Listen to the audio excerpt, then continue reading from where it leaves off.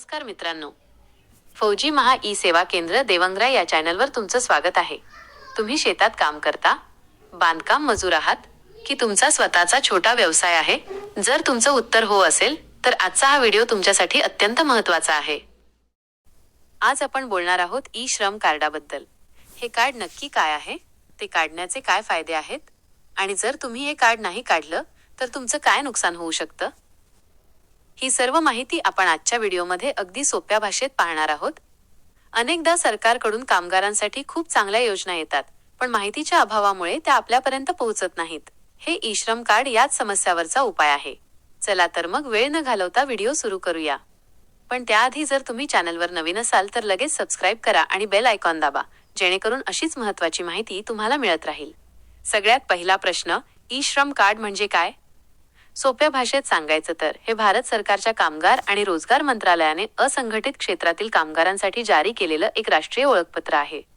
ज्याप्रमाणे आपलं आधार कार्ड आपली नागरिक म्हणून ओळख पटवतं, तसंच हे ई श्रम कार्ड तुम्ही एक कामगार आहात याची ओळख पटवतं.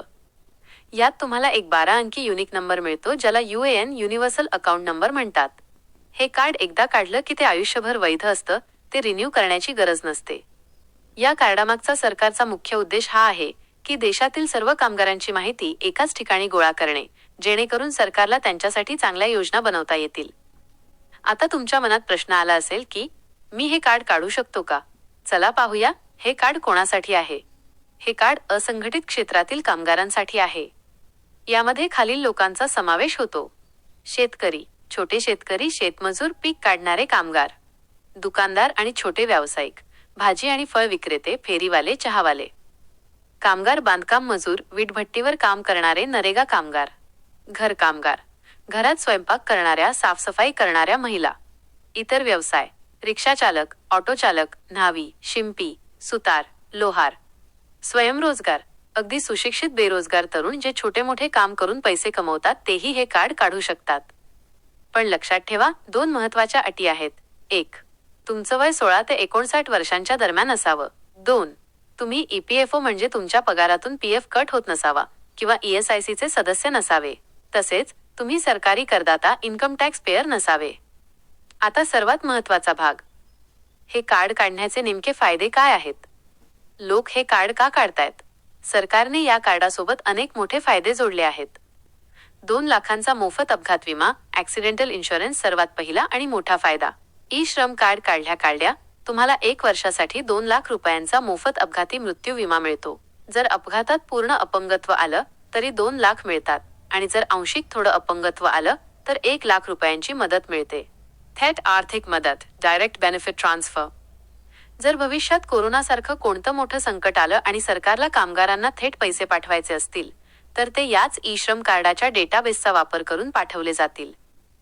उत्तर प्रदेश सारख्या अनेक राज्यांनी लॉकडाऊन काळात या कार्डाच्या माध्यमातून कामगारांच्या खात्यात पैसे जमा केले होते.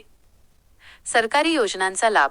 भविष्यात कामगारांसाठी येणाऱ्या कोणत्याही नवीन योजना, जसे की पेन्शन योजना, आरोग्य योजना किंवा सवलतीत रेशन, या सर्वांचा लाभ मिळवण्यासाठी हे ई श्रम कार्ड तुमच्याकडे असणं गरजेचं आहे. श्रमयोगी मानधन योजना PMSYM या कार्डाच्या माध्यमातून तुम्ही प्रधानमंत्री श्रमयोगी मानधन योजनेत सहभागी होऊ शकता, ज्यामुळे तुम्हाला वयाच्या 60 वर्षांनंतर दरमहा 3,000 रुपये पेन्शन मिळू शकते. कौशल्य विकास आणि रोजगार. सरकार तुमच्या माहितीनुसार तुम्हाला नवीन काम शिकण्यासाठी, ट्रेनिंग किंवा नवीन कामाच्या संधी उपलब्ध करून देण्यासाठी या डेटाचा वापर करू शकते. आता विचार करा, जर तुम्ही हे कार्ड नाही काढलं तर काय होईल? खरं तर हे कार्ड न काढल्यामुळे तुम्हाला लगेच कोणतंही नुकसान होणार नाही किंवा तुम्हाला कोणताही दंड आकारला जाणार नाही. पण तुम्ही सरकारकडून मिळणाऱ्या खूप मोठ्या फायद्यांपासून मुकणार आहात. तुम्हाला 2 लाखांचा मोफत विमा संरक्षण मिळणार नाही. भविष्यात संकट काळात सरकारकडून मिळणारी थेट आर्थिक मदत तुमच्या खात्यात येणार नाही. कामगारांसाठी येणाऱ्या नवीन सरकारी योजनांचा लाभ घेताना तुम्हाला अडचणी येऊ शकतात. थोडक्यात सांगायचं तर हे कार्ड न काढणं म्हणजे स्वतःहून सरकारी लाभांपासून दूर राहण्यासारखं आहे. आता तुम्हाला समजलं असेल की हे कार्ड किती महत्त्वाचं आहे. तर हे कार्ड कसं काढायचं? तुमच्याकडे 2 पर्याय आहेत. पर्याय 1, स्वतः नोंदणी करणे, सेल्फ रजिस्ट्रेशन. तुमच्या मोबाईल किंवा संगणकावर e-shram.gov.in ची लिंक या अधिकृत वेबसाईटवर जा. तिथे रजिस्टर ऑन ई-श्रॅमवर क्लिक करा. तुमचा आधार कार्डाशी लिंक असलेला मोबाईल नंबर आणि कॅप्चा टाका. तुमच्या मोबाईलवर आलेला OTP टाका. त्यानंतर तुमची वैयक्तिक माहिती, पत्ता, शैक्षणिक पात्रता, तुमचा व्यवसाय आणि बँक खात्याची माहिती अचूक भरा. ही माहिती सबमिट केल्यावर तुमचं ई-श्रम कार्ड लगेच तयार होईल, जे तुम्ही डाउनलोड करू शकता. पर्याय 2. CSC केंद्रावरून नोंदणी. जर तुम्हाला स्वतःला नोंदणी करता येत नसेल, तर तुम्ही तुमच्या जवळच्या CSC कॉमन सर्व्हिस सेंटर केंद्रावर किंवा महा ई-सेवा केंद्रावर जाऊ शकता. तिथे तुम्ही तुमचे आधार कार्ड, मोबाईल आणि बँक पासबुक देऊन काही मिनिटांत नोंदणी करू शकता. तर मित्रांनो, आज आपण ई-श्रम कार्डाची संपूर्ण माहिती पाहिली. हे कार्ड फक्त एक ओळखपत्र नाही, तर ते असंघटित क्षेत्रातील कामगारांसाठी एक मोठं सुरक्षा कवच आहे. जर तुम्ही या क्षेत्रातील असाल तर आजच तुमचं ई-श्रम कार्ड काढा. नोंदणी पूर्णपणे मोफत आहे, त्यामुळे घाबरण्याचं काही कारण नाही. हा व्हिडिओ तुम्हाला कसा वाटला ते आम्हाला कमेंट्समध्ये नक्की सांगा. जर तुमचे काही प्रश्न असतील तर तेही कमेंट करा, आम्ही त्याची उत्तरं देण्याचा प्रयत्न करू. हा व्हिडिओ तुमच्या मित्र, नातेवाईक आणि तुमच्या आजूबाजूच्या कामगारांपर्यंत जास्तीत जास्त शेअर करा, जेणेकरून त्यांनाही या योजनेचा लाभ घेता येईल.